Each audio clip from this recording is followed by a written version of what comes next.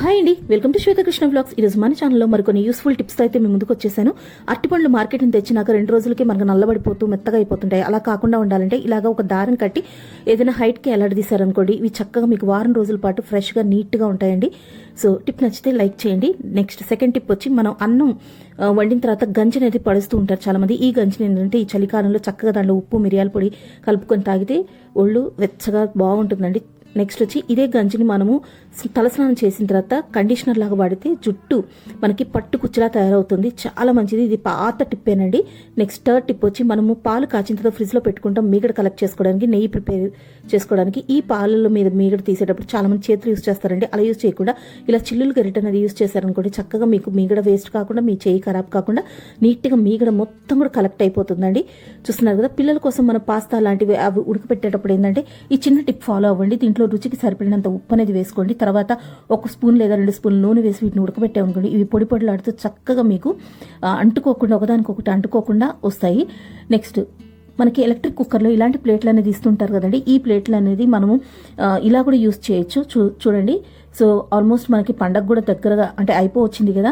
So అయినా కూడా మన వాకిల ముందు చాలా మందికి ముగ్గులు వేసుకొని రాదు కదా. అట్లాంటి వాళ్ళు ఈ ప్లేట్లు యూజ్ చేసుకొని మంచి డిజైన్తో ముగ్గులు అయితే రెడీ చేసుకోవచ్చు అండి. చూస్తున్నారు కదా, జస్ట్ బియ్యం పిండిని ముగ్గు పొడిని మనం ఇలాగ ఈ ప్లేట్ మీద వేసి అలా అనేస్తే మంచి డిజైన్ అయితే తయారైపోతుంది. సో ఎవరైతే ముగ్గులు వేయడం రాదు అని అనుకున్న వాళ్ళు ఇలాంటివి యూజ్ చేసి చక్కగా వాకిల్ని అయితే అలంకరించేసుకోవచ్చు. నెక్స్ట్ వచ్చి అందరి ఇళ్లలో కూడా ముగ్గు పిండి అనేది అవైలబిలిటీలో ఉండదండి. సో అట్లాంటప్పుడు ఏం చేయాలంటే, ముగ్గు పెట్టాలనుకున్నప్పుడు ఒక చిన్న టిప్ అనేది మీకు షేర్ చేస్తున్నాను. మన అందరి ఇళ్లలో కూడా దోసపిండి అనేది ఉంటుంది కదండి. ఇది మనకి అవసరం అన్నప్పుడు మాత్రమే ఈ టిప్ అనేది యూజ్ చేసుకోవచ్చు. ఇలా దోసపిండిని కొంచెం తీసుకొని అందులోకి ఒక కాటన్ క్లాత్ ముక్కని తడిపేసేసి మనం కావాల్సిన చోట ముగ్గు అనేది వేసేసుకోవచ్చు అండి. ఇది ఇన్స్టెంట్గా అప్పటికప్పుడు అయితే బాగా పనికి వస్తుంది. సో చూస్తున్నారు కదా, ఇలా ముగ్గులు అయితే పెట్టేసేసుకోవచ్చు. మీకు ఇది అచ్చంగా అంటే బియ్యం పిండితో వేసిన ముగ్గులాగే వస్తుందండి. ఆరిన తర్వాత మంచిగా తెల్లగా ప్రింట్ వేసినట్టు ఉంటుంది. సో చక్కగా ఈ టిప్ అయితే బాగా యూజ్ అవుతుందండి. ఒకసారి ట్రై చేసి చూడండి. ఎప్పుడైనా ముగ్గు పిండి లేనప్పుడు ఇలాగా దోసపిండితో ముగ్గు అనేది పెట్టి చూడండి. నెక్స్ట్ టిప్ వచ్చి, మన అందరి ఇళ్లలో మినపప్పు స్టోర్ చేస్తుంటాం కదా. ముఖ్యంగా ఈ చలికాలంలో ఇవి ఏంటంటే పురుగు పడుతూ ఉంటాయండి. ఇవి పురుగు పట్టకుండా ఉండాలంటే ఇలాగ వెల్లుల్లి రెబ్బలు ఉంటాయి కదా. సో ఈ వెల్లుల్లి రెబ్బలు ఒక 4-5 అయితే మీరు కేజీ పప్పు 2 కేజీల పప్పు ఏదైనా కూడా దాన్ని బట్టి మీరు వేసి పెట్టేసారు అనుకోండి, పురుగు అనేది పట్టదు, మనకి చక్కగా నిల్వ అనేది ఉంటుంది. నెక్స్ట్ మనం ధనియాల పొడి అవి ఆడిస్తూ ఉంటాం కదా.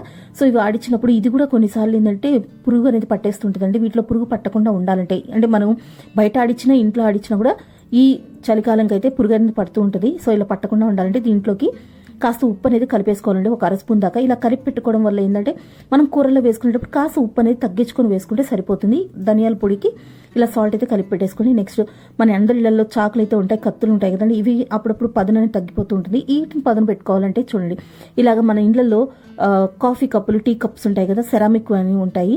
సో వాటి మీద లేదా పింగాణి ఏదైనా కూడా తీసుకోండి. లేకపోతే ఇట్లాంటి మట్టి గిన్నెలు ఏదైనా ఉన్నా కూడా, మట్టితో తయారు చేసిన పాత్రలు ఉంటాయి కదా, వాటి మీద అయినా కూడా మీరు ఇలాగా రాసుకొని, లేదా గరుకు నేల మీద అయినా రుద్దుకుంటే ఇవి చక్కగా పదునైతే ఎక్కిపోతాయండి. సో చూస్తున్నారు కదా, ఈ టిప్ నచ్చినట్లయితే లైక్ చేయండి. నెక్స్ట్ మనం టేప్ అనేది యూజ్ చేస్తూ ఉంటాం కదా. కొన్నిసార్లు ఈ టేపు ఎక్కడ ఉంటుందో అని వెతుక్కోవాల్సి వస్తుంది. కాకపోతే ఇలాగా ప్రతిసారి వెతుక్కొని టైం టేకింగ్ కదా. అలా కాకుండా ఒక టూత్ పిక్ కానీ, ఏదో ఒక చీపురు పిల్లో, ఒక అగ్గి పుల్లో ఏది ఉన్నా కూడా మనకు అందుబాటులో దాన్ని అలా పెట్టేసేసి మనం ఫోల్డ్ చేసి పెట్టేసామనుకోండి, ఈజీగా మనకి ఎప్పుడు కావాలంటే అప్పుడు టేప్ అనేది మనం ఓపెన్ చేసుకోవచ్చు. ఇలాగ టూత్ పిక్ పెట్టామనుకోండి, దాంతో మనం కట్ చేసుకుని, అంటే సిజర్తో పని లేకుండా ఇలా కట్ చేసి కూడా తీసుకోవచ్చు. చూస్తున్నారు కదా, చాలా సింపుల్గా అనిపిస్తుంది. లేదంటే ఒకవేళ టూత్ పిక్ కూడా లేదంటే ఇలాగ మనం ఆ చివరి మడిచి పెట్టేస్తాం అనుకోండి, గుర్తుగా ఉంటుంది. వెంటనే మనం టేప్ అనేది ఓపెన్ చేసుకుని యూజ్ చేసుకోవచ్చు. Next Vaseline. సో వ్యాజ్లిన్ అనేది ఈ చలికాలంలో ఎక్కువగా యూజ్ చేస్తుంటారు కదా. ఈ వ్యాజ్లిన్ ఈ రకంగా కూడా యూజ్ చేయొచ్చు. చూడండి, మనము దేవుడు బొట్టు పెట్టుకుంటుంటాం, అప్పుడప్పుడు బండి మీద ప్రయాణాల్లో వెళ్ళేటప్పుడు ఒక్కోసారి ఆ కుంకుమ ఎగిరి కళ్ళల్లోనే పడుతుందండి, చాలా ఇబ్బందిగా ఉంటుంది. సో అట్లా ఎగిరి పడకుండా ఉండాలంటే ఇలా జస్ట్ కొంచెం మనం బొట్టు ఎంత సైజు పెట్టుకున్నా అంత వ్యాజ్లిన్ అయితే మొహం మీద పెట్టేసేసుకుని తర్వాత బొట్టు అనేది పెట్టేసుకోండి. ఇంకా మీకు కుంకుమ అనేది ఎగరదు, కళ్ళల్లో పడదనమాట. సో ముఖ్యంగా చిన్నపిల్లలకు పెట్టేటప్పుడు ఇలా పెడితే వచ్చి చెక్కు చెదరకుండా నీట్గా ఉంటుంది, వాళ్ళకి ఎగిరి కళ్ళల్లో కూడా పడదండి. సో చూస్తున్నారు కదా. సో వాజ్లిన్ ఇలా కూడా యూస్ చేసుకోవచ్చు. నెక్స్ట్ నెయిల్ పాలిష్ అండి. సో మనందరం కూడా ఇళ్లలో నెయిల్ పాలిష్లు అనేది వాడుతూ ఉంటాం కదా. ఈ నెయిల్ పాలిష్ అప్లై చేసేటప్పుడు ఒక్కోసారి మనకి అంచులు అంటే చర్మంకి గోరుకి చివర చుట్టూరా అనేది వచ్చేస్తుంటుందండి. సో ఇలా రాకుండా ఉండాలంటే ఈ వాజ్లిన్ ముందే మనం నెయిల్ పాలిష్ పెట్టే ముందే వేళ్ల చుట్టూరా అంటే ఆ గోరు అంచులంతా కూడా వాజ్లిన్ చక్కగా అప్లై చేసేసుకుని అప్పుడు మనం నెయిల్ పాలిష్ పెట్టామనుకోండి, ఒకవేళ అంటినా కూడా వెంటనే మనము ఒక క్లాత్తోనో టిష్యూ పేపర్తో తుడిస్తే ఈజీగా వెళ్ళిపోతుందండి. సో మనకి ఫినిషింగ్ కూడా చాలా నీట్గా అనేది వస్తుంది. సో మీరు వాజ్లిన్ ఇలా యూస్ చేసి పెట్టుకోవచ్చు. అలాగే మూత కొన్నిసార్లు టైట్ అయినప్పుడు ఆ మూతకు కూడా మీరు వాజ్లిన్ అప్లై చేసి ఆ నెయిల్ పాలిష్ క్యాప్ పెట్టేసుకుంటే ఈజీగా మీకు ఫ్రీగా మూవ్ అవుతుంది. నెక్స్ట్ ఇక్కడ టమాటాలు చూపిస్తున్నాం కదండి. సో టమాటాలు ఎక్కువ అంటే ముఖ్యంగా ఈ కాలంలో అయితే కుళ్ళిపోతూ ఉంటాయండి. ఇలా చెడిపోకుండా ఉండాలంటే వీటికి పైన మనకి తొడాలు ఉంటాయి కదా. సో అక్కడ వచ్చి మనం కాస్త ఆయిల్ రాసి ఇలా ఒక కవర్లో పెట్టేసేసి ఈ కవర్కి కన్నాలు పెట్టాలండి. ఒక టూత్ పిక్ సాయంతో సన్నగా ఇలా హోల్స్ అనేది పెట్టేసుకొని మనం ఎన్ని కేజీలు టమాటాలు చక్కగా స్టోర్ చేసి పెట్టుకోవచ్చు. అలాగే ఇక్కడ నేను మీకు మునక్కాయలు చూపిస్తున్నాను చూడండి. సో మునక్కాయలు ఎప్పుడైనా ఎవరైనా ఇచ్చినా లేకపోతే మనం మార్కెట్లో కాస్త తక్కువ రేటుకి వచ్చి కొనుక్కున్నా కూడా స్టోర్ చేసుకునే విధానం చూపిస్తున్నాను. ఇలా మీరు కవర్లో అయినా ముక్కలు చేసి కట్ చేసి వేసి పెట్టుకోవచ్చు. లేదంటే ఇలాంటి ప్లాస్టిక్ కంటైనర్లో అడుగున టిష్యూ పేపర్ కానీ న్యూస్ పేపర్ కానీ వేసేసి ఈ మునక్కాయ ముక్కలన్నీ వేసేసుకొని ఫ్రిడ్జ్లో స్టోర్ చేసుకోవచ్చండి. సో సీజన్ బట్టి ఇవి ఒకవేళ మీకు ఎక్కువ దొరికినప్పుడు ఇలా అయితే నిల్వ చేసుకోవచ్చు. ఇవి అయితే చెడిపోవు, చక్కగా మీరు ఫ్రిడ్జ్లో అయితే పెట్టుకోవచ్చు. కాయలుగా అలాగే పెట్టారనుకోండి అవి వాడిపోయి మీకు అంత ఫ్రెష్గా అయితే ఉండవు. ఇలా అయితే ఫ్రెష్గా ఉంటాయి. ఒకసారి ట్రై చేసి నెక్స్ట్ కుక్కర్ వాడుతుంటాం, ప్రెషర్ కుక్కర్. ఈ మూత హ్యాండిల్స్ ఉంటాయి కదండి, ఎప్పుడు లూజ్ అయిపోతూ ఉంటాయి. సో ఒక్కోసారి చూసుకోకుండా మనం పొయ్యి మీద అలాగే పెట్టుంటున్నాం, ఒక్కోసారి హ్యాండిల్ ఊడిపోయి కుక్కర్ కింద పడే పరిస్థితులు కూడా వస్తుంది. సో ఇలా హ్యాండిల్కి ఉన్న స్క్రూ అనేది ఎప్పుడు లూజ్ అయిపోతుంటుంది కదా, అలా లూజ్ కాకుండా ఉండాలంటే ఇలాగ ఆ స్క్రూకి కాస్త నెయిల్ పాలిష్, మన ఇళ్లలో ఉండే నెయిల్ పాలిష్ ఉంటుంది కదా, లేదంటే మీ దగ్గర ఏదైనా పెయింట్ ఉన్నా కూడా ఆ పెయింట్ని కూడా అప్లై చేయొచ్చండి. వేసేసి అది డ్రై అయిన తర్వాత మీరు ఇలా కుక్కర్కి సెట్ చేసేయండి. ఇంకా అస్సలు లూజ్ అయితే అవ్వదండి.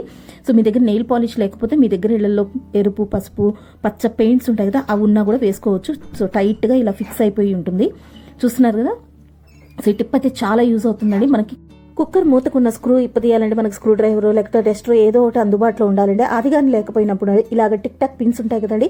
సో ఈ టిక్ టాక్ పిన్ యూజ్ చేసి మనం చక్కగా స్క్రూలు అంటే ఇదే కదండి మనకి మిక్సీ జార్ కానీ దేనికైనా కూడా మన స్క్రూస్ అనేవి విప్పదీయాలంటే సో మనం కిచెన్లో వాడుకునే వస్తువులకి ఇలా చక్కగా ఈ టిక్ టాక్ పిన్లు అనేది బాగా యూజ్ అవుతుందండి. దీని ద్వారా అయితే ఈ స్క్రూ ఈజీగా రిమూవ్ అయిపోతుంది. నెక్స్ట్ టిప్ వచ్చి చూడండి, మనం వంటకు వాడే పాత్రలు అయితే ఇలాగ కడిగేసి పొయ్యి మీద డైరెక్ట్ పెట్టేస్తుంటాం కదా, ఎక్కువసేపు పడుతుంది. ఇంట్లో ఉన్న వాటర్ అంతా కూడా మంటకి బాగా వేడికి ఆవిరైపోయి మనం వంట స్టార్ట్ చేయాలని టైం పడుతుంది. అలా కాకుండా వెంటనే దీన్ని ఒక అంటే మనం కడిగేసిన తర్వాత ఇలా ఒక గుడ్డతో తుడిచేసేసి అప్పుడు పొయ్యి మీద పెట్టామనుకోండి, ఫాస్ట్గా మన పని అయితే అయిపోతుంది.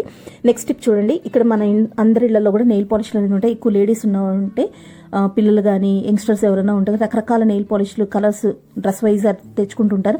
సో ఈ నెయిల్ పాలిష్లు మోస్ట్లీ అయితే గడ్డగట్టేస్తూ ఉంటాయండి. సో కాస్ట్లీగా ఎక్కువ రేటు పెట్టుకుంటుంటాం కదా, ఇవి వాడకపోవడం వల్ల ఏంటంటే గడ్డగడుతుంటాయి. సో వీటిని గడ్డగట్టినా కూడా పడైన అవసరం లేదండి, వీటిని చక్కగా మనం రీయూజ్ అయితే చేసుకోవచ్చు. ఇప్పుడు నేను ఆ టిప్ మీకు చూపిస్తాను. ఇలా పొయ్యి మీద కాస్త నీళ్ళు అనేది వెచ్చబెట్టుకోండి, గోరువెచ్చగా పెట్టుకోండి, ఎందుకంటే అవి గ్లాస్ బాటిల్స్ కాబట్టి. సో ఇవి కాస్త గోరువెచ్చ అయిన తర్వాత వీటిలోకి మనం ఏవైతే గడ్డగట్టాయి అని అనుకున్నామో ఆ నెయిల్ పాలిష్లు అన్ని పెట్టేసేసి ఒక 5 నిమిషాలు అలా వదిలేసేయండి. నెమ్మదిగా మీకు లోపల గడ్డగట్టిందంతా కూడా నీట్గా మామూలు నెయిల్ పాలిష్ లాగా రెడీ అయిపోతుంది. ఇప్పుడు నెక్స్ట్ టిప్ చూడండి, ఊరగాయ బాటిల్స్. వీటిని క్లీన్ చేయాలంటే చాలా జంజాటం అండి. సింక్ మొత్తం కూడా ఆయిల్ అయిపోతుంది, మన చేతులు స్మెల్ వస్తుంటాయి. అలా రాకుండా ఉండాలంటే కాస్త గోరువెచ్చ నీళ్ళు వచ్చి మనం గ్లాస్ బాటిల్స్ కానీ ప్లాస్టిక్ బాటిల్ దేంట్లో అయినా కూడా ఊరగాయ స్టోర్ చేసుకుంటాం కదా, స్టీల్ బాక్సుల్లో కానీ. సో వీటిని ఏంటంటే ఇలా గోరువెచ్చని నీళ్ళు పోసి బాగా షేక్ చేసి మీరు క్లీన్ చేసుకుంటే సరిపోతుందండి.